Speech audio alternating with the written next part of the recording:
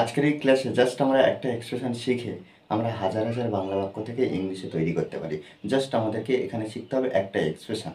দেখো এখানে কি, ওই সেই মেয়ে যে আমাকে গতকাল সাহায্য করেছিল, ওই সেই ছেলেটি যে গতকাল আমার সঙ্গে ছিল, ওই সেই ছেলেটি যে খুব সুন্দর গিটার বাজায়। দেখো এই যে বাক্যগুলো আমরা কিন্তু বাংলাতে অনবরত বলি। এগুলো দেখো এক একটা এক্সপ্রেশন অনুযায়ী যদি আমরা ইংরেজিতে বলার চেষ্টা করি এবং প্র্যাকটিস করি, তাহলে কি করব না আমরা ইংলিশে ইমপ্রুভ করতে পারবো। এটা কিন্তু মাথায় রাখতে হবে আমাদেরকে। দেখো এখানে কি, যে ওই সেই মেয়ে, ওই সেই মেয়ে হয়তো রাস্তায় যাচ্ছি, হয়তো এর আগে সে আমাদেরকে সাহায্য করেছিল বা কোনো একটা কাজ করেছিল, তখন আমরা কাউকে ডেকে বলি বা আমাদের পরিবারে কেউ থাকলে, হ্যাঁ ওই সেই লোকটি যে আমাকে সাহায্য করেছিল, ওই সেই লোকটি আমাকে সাহায্য করেছিল, এরকমভাবে বলতে পারি। ওই সেই ব্যক্তি যিনি লাইব্রেরিতে কাজ করেন, মানে কি, যিনি লাইব্রেরিতে কাজ করেন আমি দেখেছিলাম, এখন দেখেছি কিন্তু আগে কাজ করা অবধি আমরা কিন্তু জানি। দেখ তাহলে ওই সেই মেয়ে, এখানে আমরা লিখব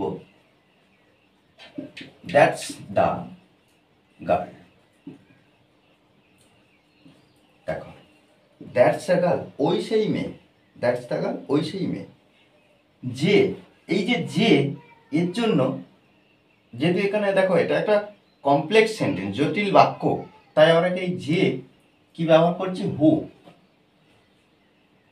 যে, দেখো যে বলতে কাকে বোঝানো হচ্ছে, এই মেয়েটিকে বোঝাচ্ছে। তাহলে দ্যাটস দ্য গার্ল, ওই সেই মেয়ে, হু, যে আমাকে গতকাল সাহায্য করেছিল। তাহলে এখানে সাবজেক্ট ব্যবহার হয়ে গেছে।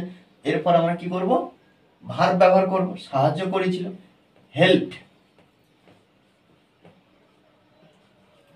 হেল্পড সাহায্য করেছিল। কাকে সাহায্য করে, দেখো সাবজেক্ট হিসেবে এটা ধরেছি, সাবজেক্ট, তারপরে দেখো সাহায্য করেছিল, এটা V2। কাকে সাহায্য করেছিল, আমাকে সাহায্য করেছিল, দেখো অবজেক্ট, অবজেক্ট আমাকে সাহায্য করেছিল, মি, আমাকে সাহায্য করেছিল গতকাল, ইয়েস্টারডে, ইয়েস্টারডে। ওকে, দেখো ওই সেই ব্যক্তি যিনি লাইব্রেরিতে কাজ করেন, তাহলে that's the person, that's the person, the person. দেখো দ্যাটস দ্য পারসন, যিনি, যিনি, হু, এই যে কাজ করেন, এটা একটা প্রেজেন্ট ইনডিফিনিট টেন্সে সাধারণভাবে বলা হচ্ছে। তাহলে এখানে এই জন্য আমরা এখানে ওয়ার্কস ব্যবহার করব। দেখো এই যে হু বা দ্য পারসন, এটা থার্ড পারসন সিঙ্গুলারকে বোঝানো হচ্ছে, ওই জন্য আমরা এখানে দেখো ভার্বের শেষে এস বাই এস যুক্ত করেছি। তাহলে হু ওয়ার্কস, যিনি কাজ করেন, যিনি কাজ করেন। কোথায় কাজ করেন, তাহলে হু ওয়ার্কস লাইব্রেরিতে, ইন দ্য লাইব্রেরি ব্যবহার করতে হবে।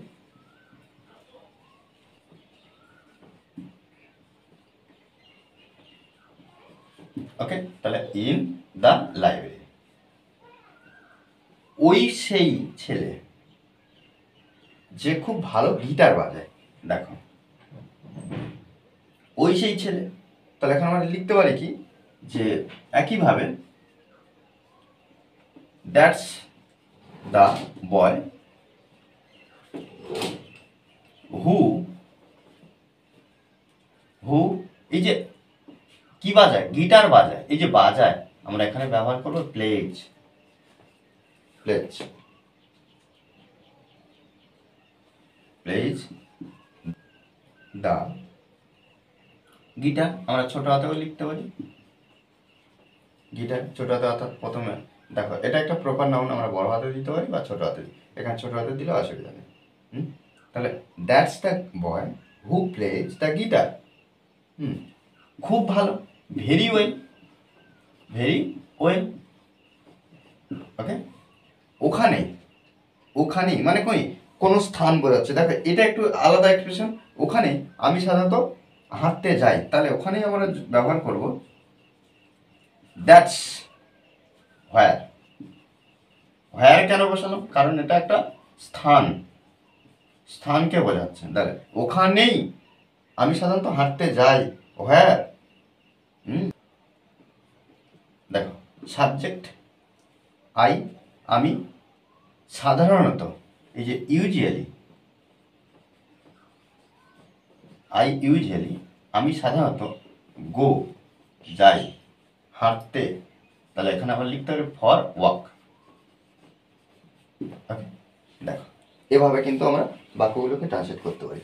সেই আমাকে প্রকল্পটি সাহায্য করেছিল, সেই আমাকে প্রকল্পটি সাহায্য করেছিল। একইভাবে ওই সেই ছেলে বা সেই জন বা ওই যে লোকটি, এই ধরনের কিন্তু আমরা বলতে পারি। আর এই বাক্যটি আমাকে অবশ্যই কমেন্ট বক্সে জানাবে। কেন? কারণ আমাদেরকেও প্র্যাকটিস করতে হবে। মনে রাখতে হবে যে প্র্যাকটিসের বিকল্প কিছু নেই।